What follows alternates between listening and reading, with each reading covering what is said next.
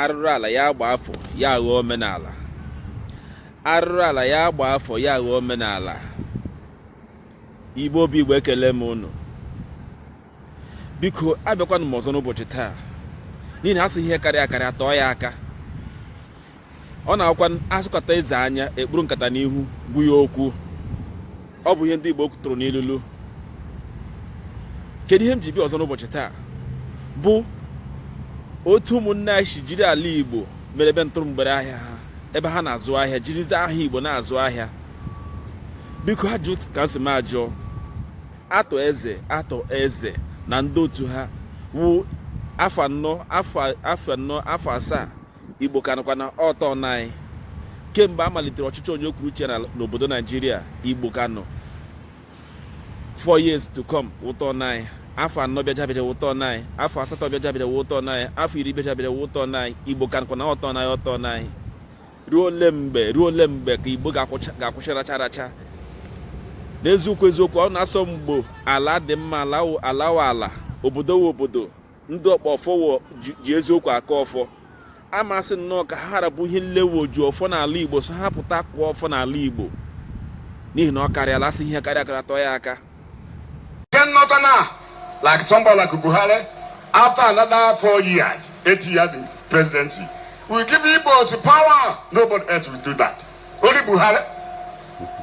Where do you the power here? Can Buhari? Oh, Buhari will give us power.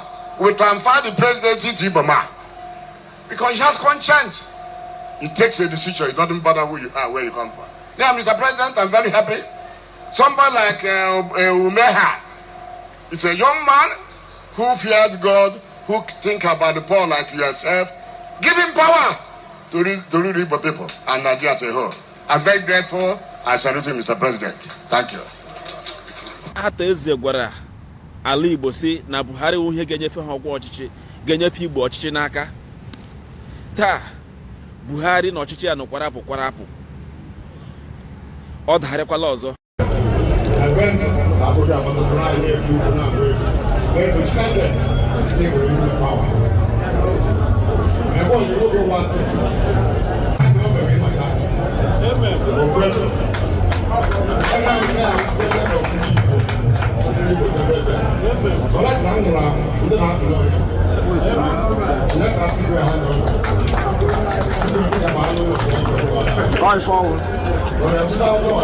That was Ato Eze, a stinkingly rich businessman from Anambra State, eulogizing Governor Charles Soludo of Anambra State and explaining how Atiku, the presidential candidate for PDP, promised him that Soludo was going to be the next president from Igbo extraction after him. Political jobbers. Onye ga-enyefe ha ọchịchị n'aka, ọ gịnị na-eme? Emere ọpa eme n'upe. Atọ eze gị onwe okibiri nwoke ala kwere ọnụ taa na echi, ịka nọkwa na racha. Ebe ọ na-eshi wutecha maka ha rabụ ndị a niile ya na ha nọgwa bụkwa otu ndị ahịa na ha nọ afọ 8 gara aga. Ndị ọ sị na Buhari ga-enyefe ha ọchịchị n'aka, taa ọ daghara na Soludo. Afọ 8 gara aga na ọwụ Dave Umahi ka a ga-enyefe ọchịchị. Lekwe ihe gagan. Ọgịrị na-ese, ọgịrị na-eme. Ala Anambra ọgịrị na-eme. Kedu ihe bụ racha n'ala Igbo?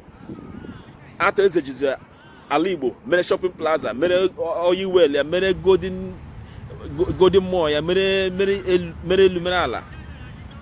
Apụta na narị eti na akpa werezi ụmụ mmadụ na-atụ mgbere ahịa.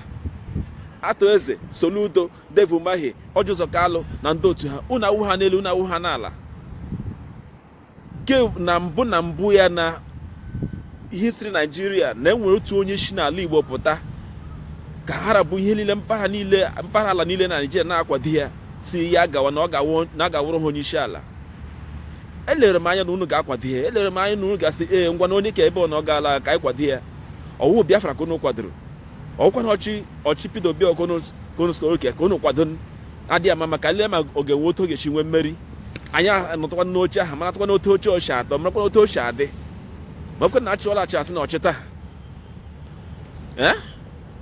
ama asị nnọọ ka ha rabụ akpa ọfọ ju n'ala Igbo, ha ka ọfọ n'ala Igbo, ndị ubu Baịbụl ngwa bupụta Baịbụl oge rere mgbe a ga-eji agwa Chineke okwu. ka ha rabụ ihe nlebu ala mma n'ala Igbo, ka ha rabụ ihe niile bụ aga n'ala Igbo ụkwụpụ ha ama, ka ha rabụ ihe niile si na ha agaghị ekwe ka ala Igbo ṅụọ kuru mmiri ṅụọ tọgbọ iko ụkwụpụta ha ama. Ọ bụrụ na ọ ata eze na ndị otu ya ka ha gba na-aga ego etiga na akpa werezi ala Igbo na-atụ mgbere ahịa ụkwụpụ ha ama, anwụ efu efu agaghị ata na mmadụ, asọkọta eze anya egburu nkata n'isi gwa ya okwu. Atọ eze imebe ụlọ onwe gị ọwụ unu a meziri Hausa, Fulani ha nwaanyị taa ma Yoruba ha nwaanyị taa onwe ha na-eji ya akpọrọ.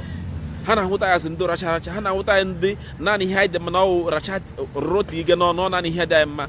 Eze ị ga na-ata akara gị were mmanụ akara na-achịcha anyị n'ọnụ, ekwa unu na-ata akara unu na-anara were mmanụ akara na-achịcha anyị n'ọnụ. Lekwe ihe ịgụ ga-asụ mmiri. Atọ eze, injinia Atọ eze, lekwe ihe ịgụ ga-asụ mmiri. Oke ibiri nwoke ha ka gị ala akwụkwọ ọnụ taa na-echi, lekwe ihe ịgụ ga-asụ mmiri.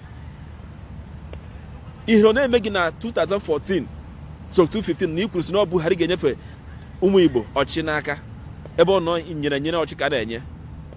Ugbu a Buhari na nkwapụ n'ọla, Atiku Abịagba bịa rechaga gị ka ị nụrụ ọkwa. Ị mara ma tupu ọ na-erule 2031 ma ala okwele gị ọnụ, ị mara ma ala oge ekwe gị ọnụ mgbe ọ na-erule mgbe ahụ. Biko onye ọbụla hụ ihe onyonyo a rutere aka tụsa na ọnwụ na onwe otu ga-esi mee nọ ka o ruo Atọ eze aka, ya eruo ya aka n'ọnwa asụkọta nze anya, asụkọtakwara eze anya egburu nkata n'ihu gwu ya okwu. Ana m agwa ya okwu ka na n'ihi na ọ fụla m ofu n'obi, o yiele m obi, o yiela ya obi na a na-ejizi emezi ihe ọchị, a na-ejizi emezi karakacha, anyị wụzi ihe eji emezi ihe egwuregwu ala Igbo. Mpaghara niile na Naịjirịa na-akwado ndị ke ha, ọ naanị Igbo bụ ndị aracha arụrụ erighị anyị n'ọnụ, anyị aracha chefuzi onwe anyị, mala onwe anyị, mala nwanne, mala ikwu, mala nna, mala ibe. Afọ ọbụla anyị pụtara ọtọ na anyị erikwechi unu ga-apụtakwasị ọtọ na unu. Ọwụ Biafra ndị aka unu kwadoro ka a ga-asịkwa na unu kwado Peter Obi ọkụ na-akwado ịbụ onye isi ala Naịjirịa, kama ọ wụzara racha. Unu echefusi ihe ọbụla rọtara na akwụ dị n'ala na-akwụ ọnụ. Nna anyị Atọ eze gị ka okwu adịrị na devil manye ha ma ọ ji ụzọ ka alụ ha ma ike kwere mmadụ akwụ ọnụ na nga n'obodo oyibo ugbu a ekwe ndarịrị nda ọkwụ taa ka ọ ga-esi adị niile n'otu n'otu. Ka unu niile ha hụtara si na ala Igbo agaghị adị mma, kama ala Igbo na-agaghị adịkwa mma, kama ozu niile ya ala n'ime ala. Ihe karịa atọ ya aka. Igbo bụ Igbo biko tụsara m ihe